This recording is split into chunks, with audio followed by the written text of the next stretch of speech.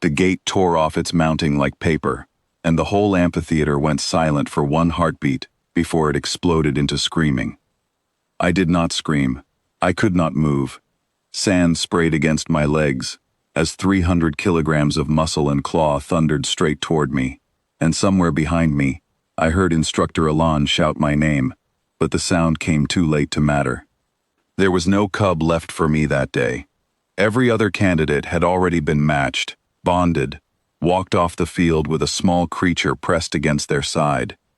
I was the only one still standing alone in the sand when the deep pen broke open. The creature they called the Warden was not a cub. He was the oldest predator on the station, kept apart from the younger stock because he had outlived 4 keepers and answered to no one. 3 meters at the shoulder, claws long enough to open a bulkhead. He had never been bonded, never been touched by gentle hands, and now he was running at me faster than anything that size should be able to move. I did not run. I do not know why. My legs simply refused, and by the time I understood what was happening, he was already close enough that his breath moved the hair on my face. Then he stopped. He folded down into the sand in front of me and pressed his head against my feet, and for a moment, the only sound in the whole amphitheater was his breathing and my own heartbeat slamming against my ribs. I heard boots on stone. I looked up and saw 6 guards sweeping in with stun rifles raised, and Instructor Elan running ahead of them with both hands out, shouting for them to hold their fire, but the guards were not listening to an instructor. They were listening to the alarm still screaming through the station speakers, the automated voice repeating the words apex predator, unbonded, contained breach, over and over. A guard named Grant reached the front of the line. He was tall, with a scar across one eyebrow, and he did not look at me at all. He looked only at the warden, and he raised his rifle to his shoulder. I put myself between them before I even decided to move. Grant's finger was already tightening on the trigger. Elan grabbed his arm and pulled it down hard, and the shot went wide, cracking against the stone wall behind us and filling the air with the smell of burned metal. "Do not shoot him," I said, and my voice came out steadier than I expected. "He is not attacking. Look at him. He is kneeling." Grant's eyes flicked to the warden, still pressed low against the sand with his massive head resting near my shoes, perfectly still, waiting. For a moment, I thought Grant understood. Then the alarm blared again, and his jaw tightened, and he said the words that would set the whole night in motion. "Station protocol says any unbonded predator loose outside containment gets put down. I don't make the rules, kid. Step aside." I did not step aside. Elan spoke fast, trying to buy time, explaining that no bond had ever formed this way before, that the ceremony records had to be checked, that killing the oldest predator on the station over a technicality would be a mistake no one could undo. Grant was not moved. He said the review could happen after, once the threat was contained, and he ordered 2 guards to pull me back by force if I would not move on my own.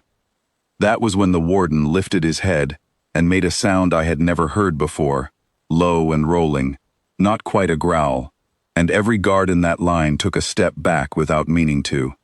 He did not move toward them. He simply placed himself half in front of me, one shoulder blocking my body from the rifles, and waited. Grant's radio crackled. A voice from the command deck ordered full lockdown and told every guard to fall back to defensive positions immediately, because something else was happening, something bigger than one loose predator. The station's outer hull had just registered an impact. For a second, nobody moved. Then the lights along the amphitheater ceiling flickered, and the whole floor tilted, just slightly, just enough to send loose sand sliding and 2 guards stumbling into each other. Elan grabbed my arm. "We need to get to the lower shelter, now," she said, and she started pulling me toward the tunnel exit. I did not let go of the warden. I grabbed a fistful of the loose harness strap still hanging from his shoulder, the one meant for a keeper twice my size, and he rose to his feet beside me without hesitation, matching my pace exactly, as if he had done it 1,000 times before. Grant shouted after us that the predator was not cleared for the shelter, that station rules did not allow it, but nobody was listening to rules anymore.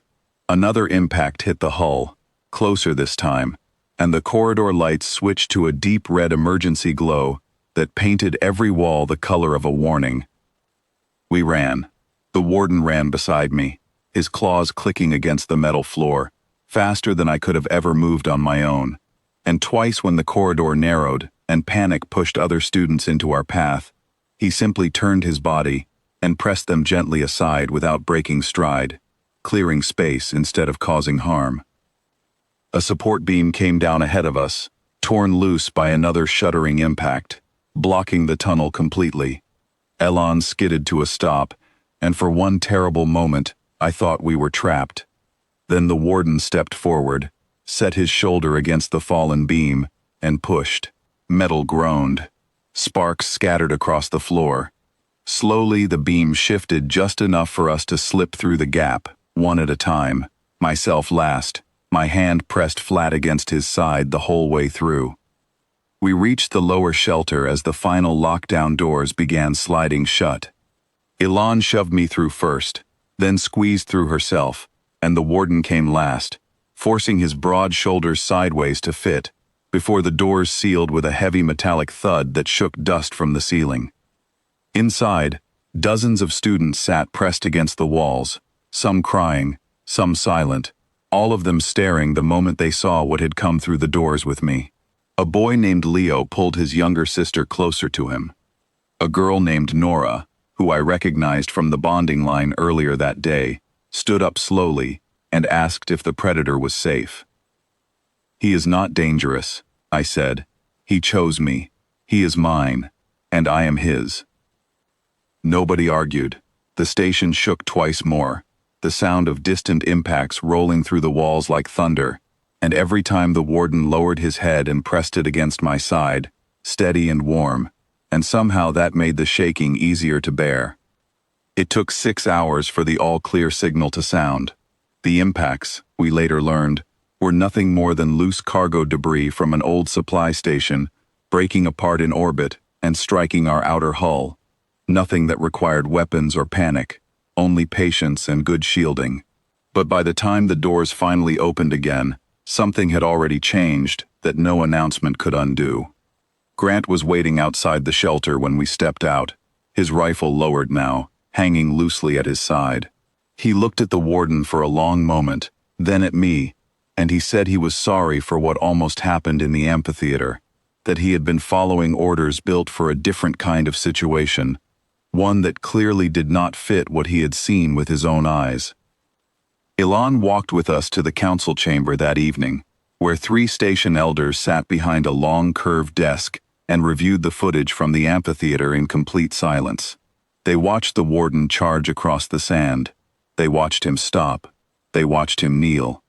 Nobody spoke until the recording ended.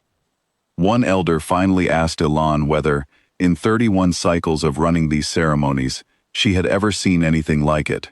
She said no, never, not once, and that she did not believe it could be explained by instinct alone. The elders looked at me next. They asked if I understood what I was agreeing to, that a Karguth-class predator this old, this large, had never been raised to accept a small partner, and that the bond, if approved, would be permanent and unbreakable by station law. I looked down at the warden, who had not left my side since the amphitheater, who had shielded me from rifles and pushed aside fallen beams, and pressed his head against me through 6 hours of shaking walls, and I told them I already understood everything I needed to know. The council approved the bond that same night. The manifest was corrected before morning.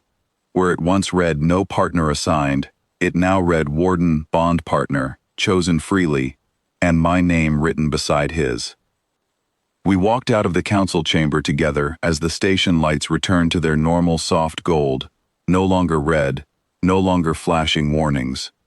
Students in the corridor stepped back to let us pass, some in fear, most in quiet amazement, and Leo's little sister waved at us as we went by. The warden did not react to any of it. He simply matched my steps exactly. the way he had done from the very first moment he chose to kneel instead of stand over me.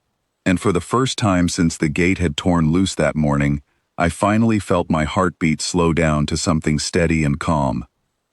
I had walked into the amphitheater with no cub waiting for me. I walked out with something far greater. A partner nobody assigned, a bond nobody expected, and a friendship that no rule, no rifle, and no falling station debris had been able to break.